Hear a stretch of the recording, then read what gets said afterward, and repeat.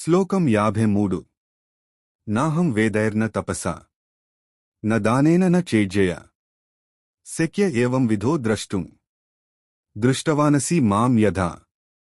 అర్జున, ఇప్పుడు నీవు ఏ రూపంలోనైతే నన్ను చూశావో విశ్వరూపం, అటువంటి నా రూపాన్ని కేవలం వేద పఠనం వల్ల కాని, కఠినమైన తపస్సు వల్ల కాని, దానధర్మాల వల్ల కాని లేదా యజ్ఞయాగాది క్రతువుల వల్ల కాని చూడటం సాధ్యం కాదు.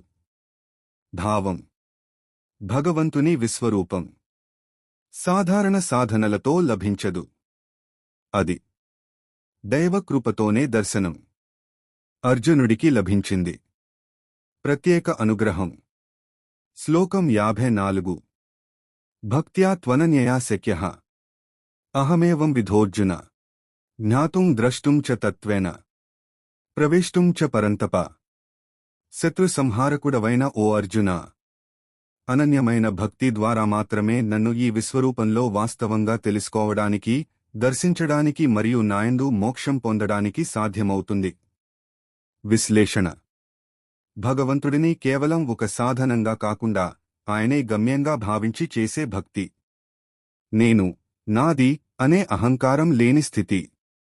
మొదట భగవంతుడి తత్వాన్ని తెలుసుకోవాలి, జ్ఞానం. తరువాత ఆయనను దర్శించాలి, సాక్షాత్కారం. చివరగా ఆయనలో ప్రవేశించాలి, సాయుజ్యం, ముక్తి. పాండిత్యం లేదా కర్మకాండల కంటే నిష్కల్మషమైన ప్రేమ, భక్తి మాత్రమే భగవంతుడిని చేరడానికి రాజమార్గం. శ్లోకం 55 మత్కర్మకృన్ మత్పరమో మద్భక్తః సంగవర్జితః నిర్వైరః సర్వభూతేషు యః సమామేతి పాండవ. పాండవ, ఎవడైతే నా కోసం మాత్రమే కర్మలు చేస్తాడో, నన్నే పరమగతిగా భావిస్తాడో, నా యందు భక్తి కలిగి ఉంటాడో, ఆసక్తి లేనివాడై ఉంటాడో మరియు సర్వప్రాణుల పట్ల వైరం లేకుండా ఉంటాడో, అటువంటి వాడు మాత్రమే నన్ను చేరుకుంటాడు. భావం: కర్మలు భగవంతుని కోసం చేయాలి. భక్తి ఉండాలి. ఆసక్తులు విడిచిపెట్టాలి. ఎవరి పట్ల ద్వేషం లేకుండా ఉండాలి. ఇది సంపూర్ణ భక్తి మార్గం. ముగింపు: పై లక్షణాలు ఉన్న వ్యక్తి మరణానంతరం పరమాత్మలో లీనమవుతాడని కృష్ణుడు అర్జునుడికి వాగ్దానం చేస్తున్నాడు.